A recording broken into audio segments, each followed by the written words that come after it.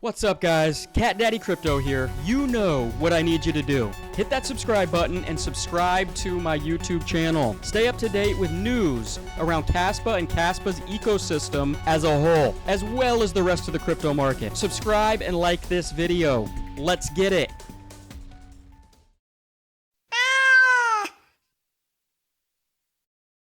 What's going on, guys? Today is a very important video because I am going to give you my ideal strategy, the strategy I'm using this cycle in order to take profits in the market. A lot of people talk about when you should buy and how often you should buy. You should DCA. Not a lot of people talk about how and when to take profits and what kind of plan is involved in doing so. And in my opinion, taking profits is the most important part of the 4-year cycle because that is when you're going to actually realize your gains and hopefully become wealthy. Okay? Taking profits is extremely hard to do because you've invested so much time and energy over the last 4 years into these projects that you have almost sentimental value with. And that is one of the reasons why people get in trouble. There's like a mental barrier that doesn't allow you to sell when you should be selling for multiple different reasons. And one of them being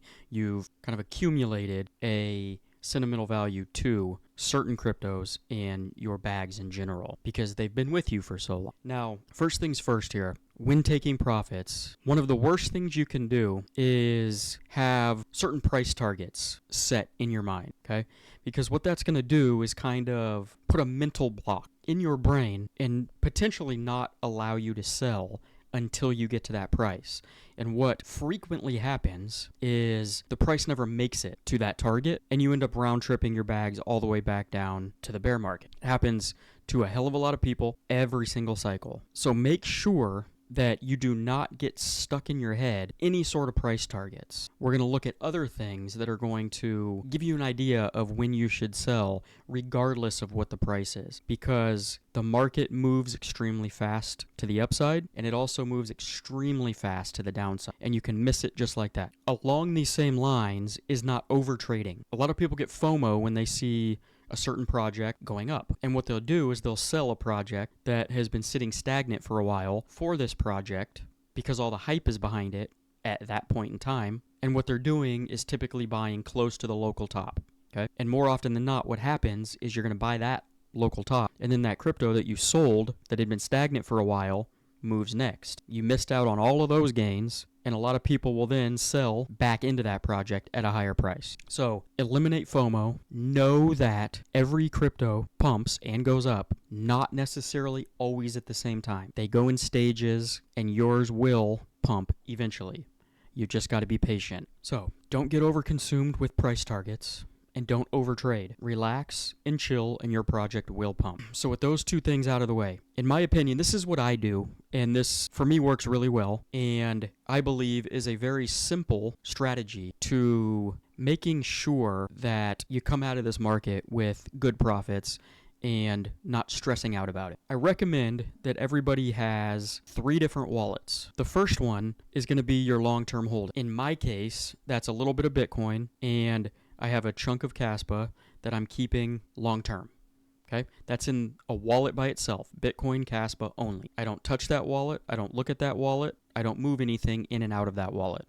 It sits by itself, and it's going to age like fine wine, hopefully, okay? Next cycle will add to that. But for now, I've got my certain amounts sitting there. Forget about them. Second wallet is going to be the wallet that you plan on selling completely out of this cycle. All of your other projects, whether you're investing in, proof of stake L1s, any other project that you don't plan on keeping long term, you put them in the second wallet. Okay. For me, that's Sui, that's Solana, that's a few other projects that I plan on selling 100% of my profits this cycle and moving on. That wallet, hopefully by the end of this year, will read 0 balance.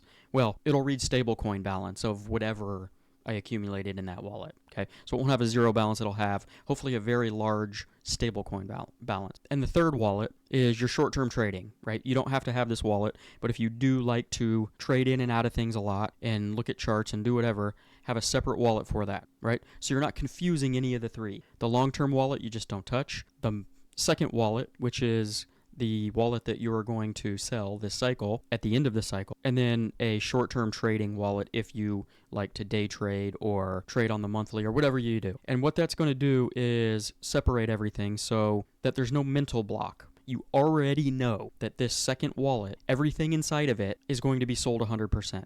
Okay? You're already getting it in your brain ahead of time that I don't have any sort of sentimental feelings to anything in this wallet. It's all going to be sold, all going to be moved into stable coins, hopefully by the end of this year. Okay? And we'll get to when and why and all that kind of stuff after the fact.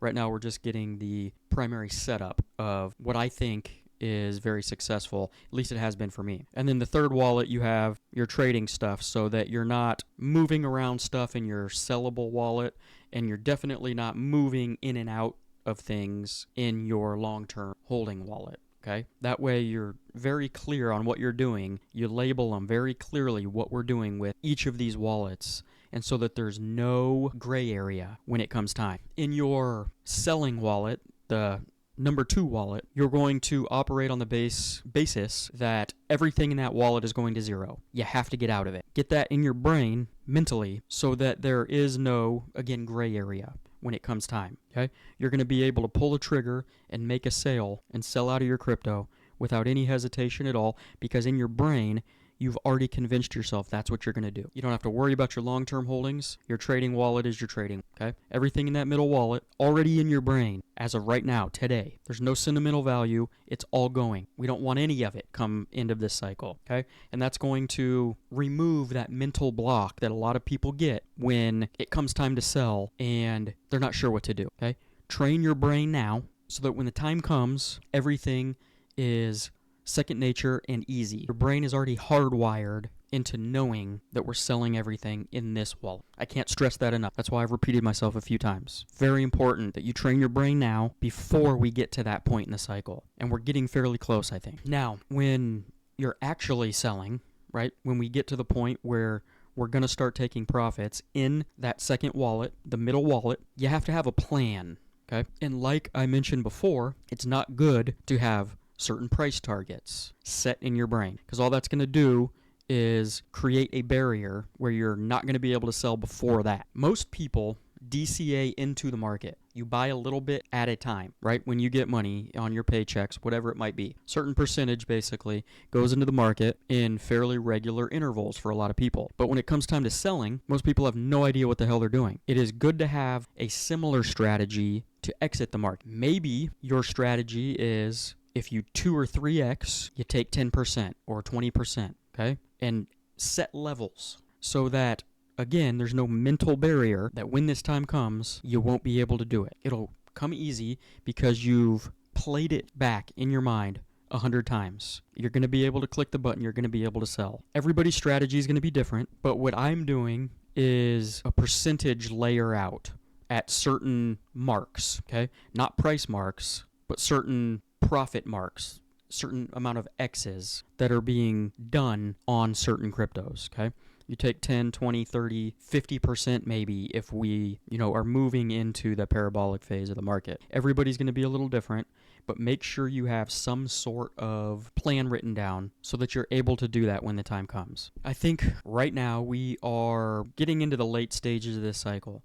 I think Bitcoin has gotten close to where it's going to top out this cycle. I'm thinking 150,000 might be the top. We could top out lower than that, right? It's possible. We could top out higher than that. We don't know yet. I think 170 might be like reaching when it comes to a top this cycle. We'll see how it plays out. Nonetheless, we're closer to a top than we are anything else, okay? Ethereum just ran from 1,000 to almost 5,000, okay? I would say Ethereum has done most of its gains this cycle, right? It's pulling back right now. I think we're going to have a red September again, but I think it's going to move into new all-time highs, right? But the vast majority of its gains are already done. You might get a 2x, maybe, if you're lucky on Ethereum. So in this stage of the cycle, late stage, it is probably smarter to move down the risk curve, right? Because you're going to see bigger gains. Altcoins really haven't ran yet. Bitcoin always runs first, Ethereum runs second, and then big caps, mid caps, low caps, you name it, right? They all fire off like fireworks at the end of the cycle, which is usually only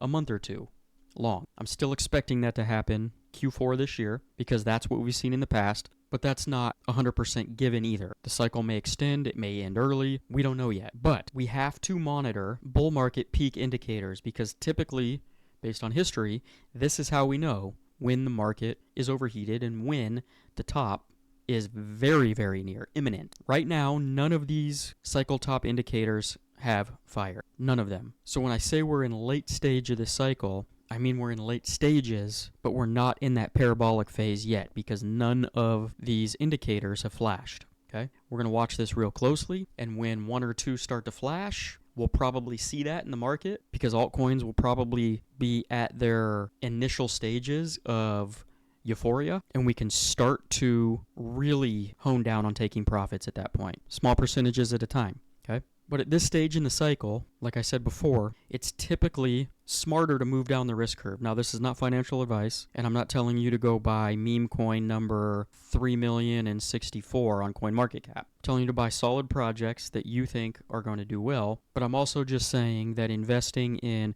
Bitcoin or Ethereum right now are not going to, although they're safer, they're not going to produce nearly as many gains as some of the lower cap altcoins are. Okay? Now, piggybacking on that, I still think we're going to have a pullback in September. And so there's a chance that altcoins move down even further than they are right now. I have a little bit of capital saved up, and I'm expecting to deploy the rest of that capital in September when I feel like we potentially have hit rock bottom of this, what I think is going to be the last major pullback before we go into parabolic mode. That's what I'm doing. You don't need to follow what I'm doing, but I'm just trying to give you kind of an overall blueprint what has worked for me and what is working for me this cycle. When it's all said and done, the most important thing you can do is have your wallets set up. Whatever works for you, I gave you an example of what I'm doing.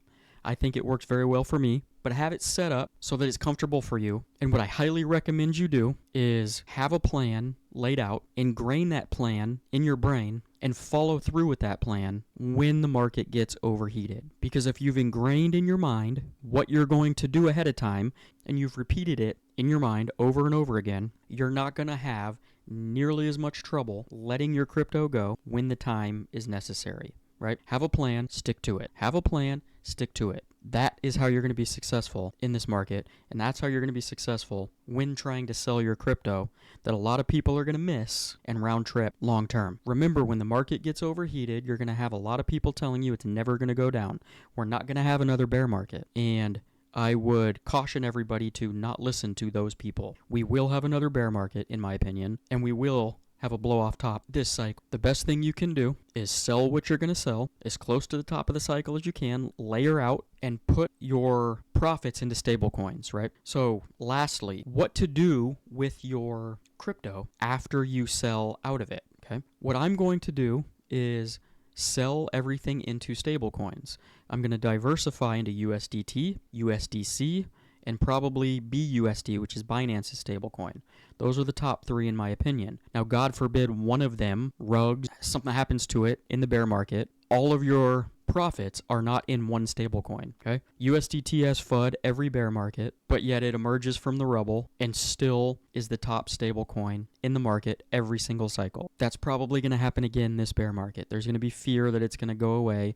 There's going to be fear that it's going to depeg from the dollar, the whatever currency. There's going to be fear that it's not going to be around next cycle, and it probably will, okay? This happens every bear market, so just keep that in mind as well.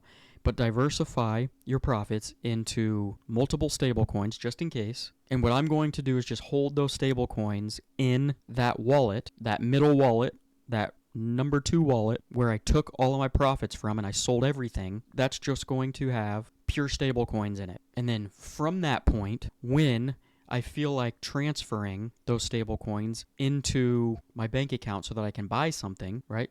Whether it be a house, whether it be a car, whether it be a new TV, everybody's going to be different, whatever it might be. Then you're going to transfer from that wallet into your exchange, right?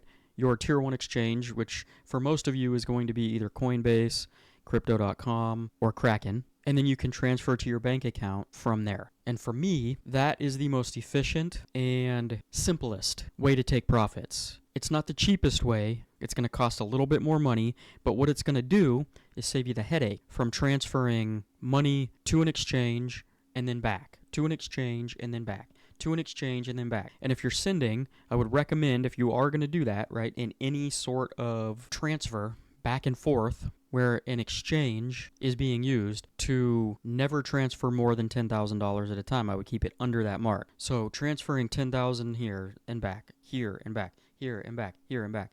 If you've got millions of dollars, like some of us will, then that's going to be a lot of transfers back and forth. It's going to be annoying. You're going to risk sending it to the wrong address, especially if you get tired and bored and annoyed with doing that. So for me, you guys can choose which way is going to work best for you. For me, the most simple and efficient way, it's going to cost a little bit more in fees, is to just transfer it, your crypto, into stable coins, all in your Tangem wallet, and then your stable coins just sit there until you're ready to use them. And then you can move that money to an exchange of your choice and then into your bank account. Okay? That to me is the way I'm probably going to do things, and that to me is just the cleanest way with less steps involved of getting your money into stables and then into your bank account. I hope I answered a lot of people's questions in this video. If there's something I missed, let me know in the comment section and I'll try to answer it for you there. But when it's all said and done, this, again, I want to ingrain in your minds that taking profits is very difficult, and it's something that most people don't talk about. It's harder than buying. It's the hardest thing to do in crypto. And I just want you guys to be prepared and ready, because that time is coming soon, and I want you to start right now. You don't have a plan, get one created immediately and get it ingrained in your mind. Play it over, play it back multiple times a day. How you're going to do this, why you're going to do this, and by that time it'll become second nature, and you're not going to have an issue clicking that sell button into stablecoins when the time comes, okay? On those 3 wallets that I use for my different tiers, long-term, sell out of completely, and trading wallets, it's all in Tangem, okay? I transfer the trading money out of Tangem onto an exchange when I'm ready to use it, but everything sits in a Tangem wallet because it's easy, it's efficient, and it's safe. And I feel safe and I sleep well at night knowing that my funds are safe. That's why I have multiple Tangem wallets, so that I can separate my crypto into categories. I don't get confused, and it makes it very clear cut what I'm doing and when I'm doing. And so when the time comes, I will have zero problems selling my crypto, making a bunch of profit, and then hopefully going and spending some time at the beach. In the meantime, guys, continue to pack your damn bags before it's too late. I will see you in the next video. Peace out. Okay, hold up, before you go. You might be wondering where KDK stores his KASPA, and the answer is Tangem. The reason why I use Tangem Wallet is for the ease of use, the robust security, the trust and reliability, and the affordability. It supports just about every single crypto in the space, and I sleep well at night knowing that my crypto is safe, and you will too. Get yourself a Tangem wallet today. Use code CATDADDY at checkout for 10% off of your purchase. Link in the description below. Thank you for your support, and I will see you in the next video.